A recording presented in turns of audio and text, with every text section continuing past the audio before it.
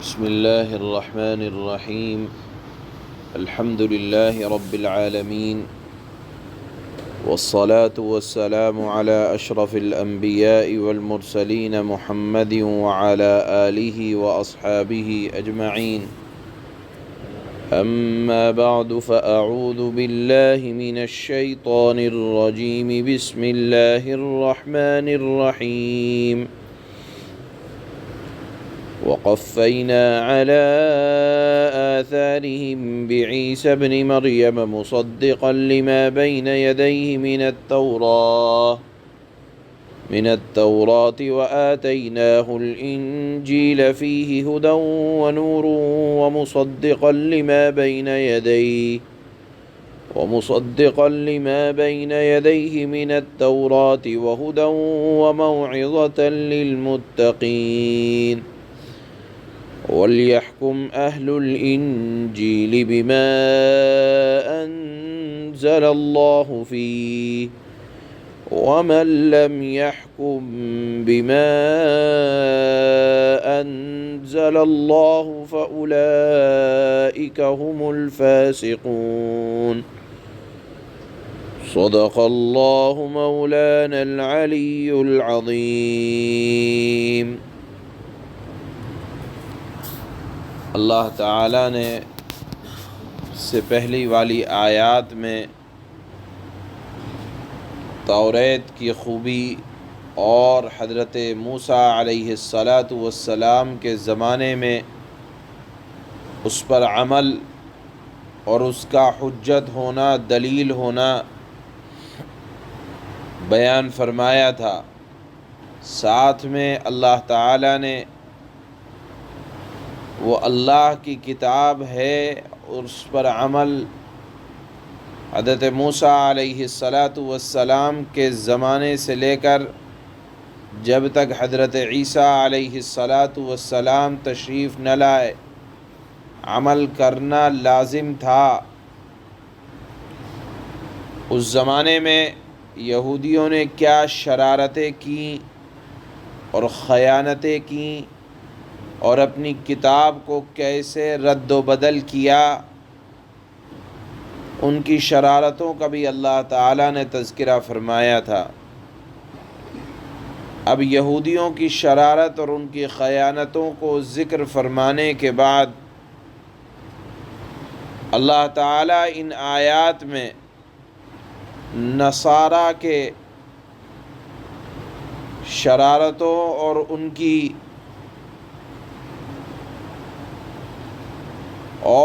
کی کجروی کو، ٹیڑھپن کو اللہ تعالیٰ یہاں بیان فرماتے ہیں اور ارشاد فرماتے ہیں کہ نصارہ بھی اپنی آسمانی کتاب یعنی انجیل سے پھر گئے. چنانچہ اللہ تعالیٰ نے ارشاد فرمایا کہ حضرت عیسیٰ ابن مریم کو اللہ تعالیٰ نے انجیل عطا فرمائی اور ارشاد فرمایا حکم کے طور پر کہ تمہاری امت پر لازم ہے کہ انجیل میں اللہ تعالیٰ نے جو احکام نازل کیے ہیں ان کے مطابق فیصلہ کرو، اور جو لوگ انجیل کے مطابق عمل نہیں کریں گے اور خدا کے نازل کردہ قوانین کے مطابق فیصلہ نہ کریں گے وہ سرکش و نافرمان ہوں گے. اور انجیل میں اللہ نے ارشاد فرمایا کہ نبی آخر الزمان حضرت محمد مصطفیٰ صلی اللہ علیہ وسلم کی بشارت موجود ہے، اور یہ موجود ہے حضرت عیسیٰ علیہ السلام نے اپنی امت کو ہدایت فرمائی تھی کہ جب وہ روح حق تشریف لائیں یعنی جناب رسول اللہ صلی اللہ علیہ وسلم، تو تمہیں سچائی کے ساتھ، امانت داری کے ساتھ وہ تمہیں راہ بتلائیں گے، تم ان کو قبول کرنا اور ان کو جھٹلا کر اللہ کی لعنت مول نہ لینا. یہ حضرت عیسیٰ علیہ السلام کے ذریعے سے اللہ تعالیٰ نے ان کی امت کو یہ پیغام پہنچوایا۔ اللہ تعالیٰ نے اس آیت میں انجیل کی 4 خوبیاں بیان فرمائی۔ دیکھیے قرآن یہ ایسی بابرکت کتاب ہے کہ اگر پچھلی انبیاء پر جو آسمانی کتابیں نازل ہوئیں، بہرحال نازل تو اللہ نے فرمائی تھی، تو ایسا نہیں ہے کہ خالی قرآن کی عظمت کا قائل ہو، بلکہ ہم قرآن کی عظمت کے قائل ہونے کے ساتھ ساتھ دیگر تمام انبیاء پر جو صحیفے اللہ نے نازل فرمائے یا آسمانی کتابیں نازل فرمائیں، اور جو چیزیں اللہ نے نازل فرمائی جب تک ان میں رد و بدل نہیں ہوا، تحریف نہیں ہوئی، ہم ان کی عظمت کے قائل ہیں۔ بلکہ آپ ایمان مفصل اور ایمان مجمل جس پر ہمارا ایمان ہے اور جو بچوں کو یاد کرایا جاتا ہے، اس میں ہم اقرار کرتے ہیں ان تمام کتابوں پر ایمان لانے کا جو اللہ نے نازل فرمائی ہیں۔ تو قرآن اور اسلام کی خوبی یہ ہے کہ اللہ تعالیٰ یا قرآن ان کتابوں کی خوبیاں بھی بیان فرماتا ہے۔ چنانچہ یہاں اس آیت میں اللہ تعالیٰ نے 4 خوبیوں کو انجیل کی ذکر فرمایا۔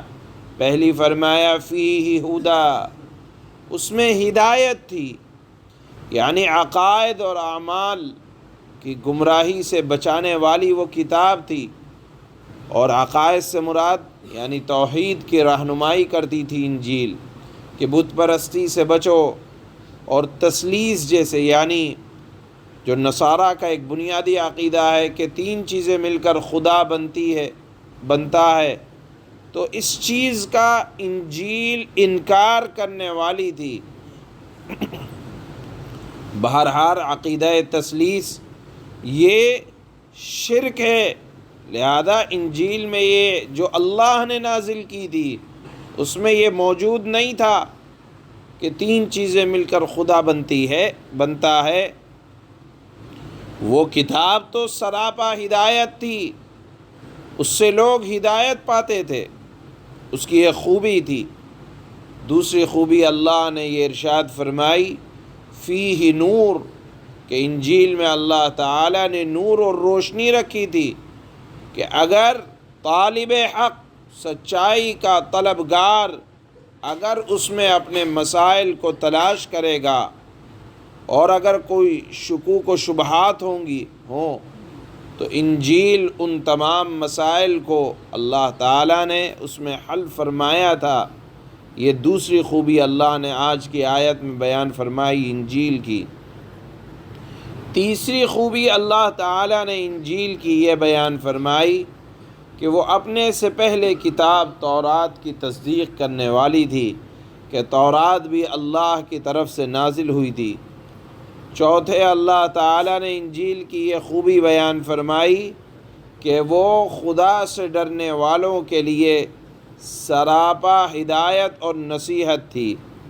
یہ خوبیاں بیان کرنے کے بعد اللہ نے فرمایا کہ اور یہودیوں کو بھی مخاطب فرمایا، نصارہ کو بھی، کہ دیکھو اب جب حضرت عیسیٰ علیہ السلام رسول برحق بن کر تشریف لے آئے، جس طرح حضرت موسیٰ علیہ السلام نبی تھے، اسی طرح حضرت عیسیٰ نبی ہیں، حضرت عیسیٰ پر بھی ایمان لانا فرض ہے۔ دیکھیے اللہ تعالیٰ انبیاء کو اس وقت بھیجا کرتے تھے جب سابقہ تمام تعلیمات میں رد و بدل ہو جایا کرتا تھا، اور لوگ اپنی آسمانی کتاب پر عمل کرنا چھوڑ دیا کرتے تھے اور گمراہی عام ہو جاتی تھی، تو اللہ تعالیٰ ایک نیا پیغمبر رسول بھیجا کرتے تھے جو سابقہ میں اصلاح کر کے نئی شریعت پیش فرمایا کرتے تھے۔ تو بہرحال جب کتاب اپنی اصل حالت پر نہیں رہتی تھی اور شریعت مٹ چکی ہوتی تھی تو اللہ کا نبی تشریف لاتا۔ اسی طرح سے جب نصارہ کی کتابوں کے اندر رد و بدل ہو گیا اور ان کی شریعت اپنی اصل حالت پر باقی نہیں رہی، تو اللہ تعالیٰ نے جناب رسول اللہ صلی اللہ علیہ وسلم کو حضرت عیسیٰ سے تقریباً 600 سال کے بعد نبی رحمت تشریف لائے اور آپ پر قرآن نازل فرمایا۔ بہرحال ہر زمانے کے نبی پر اور اس کی کتاب پر ایمان لانا ضروری ہے، اور یہی اس آیت کا سبق ہے کہ تمام آسمانی کتابیں برحق ہیں اور اپنے اپنے وقت پر اس پر عمل کرنا لازم تھا۔ جن قوموں نے ان پر عمل نہ کیا، اللہ تعالیٰ نے کہیں تو ان کو ظالم کہا، کہیں فاسق کہا، کہیں اللہ تعالیٰ نے احکامات کو جھٹلانے کی وجہ سے کافر بھی کہا ہے۔ الگ الگ رویہ اللہ تعالیٰ نے اختیار فرمایا۔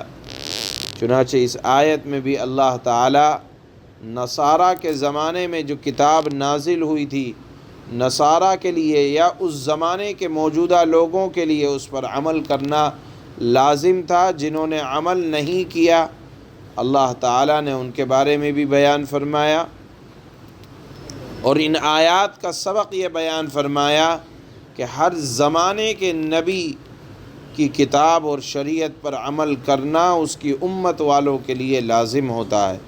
اللہ فرماتے ہیں وَقَفَّيْنَا عَلَىٰ آثَارِهِم بِعِيسَى ابْنِ مَرْيَمَ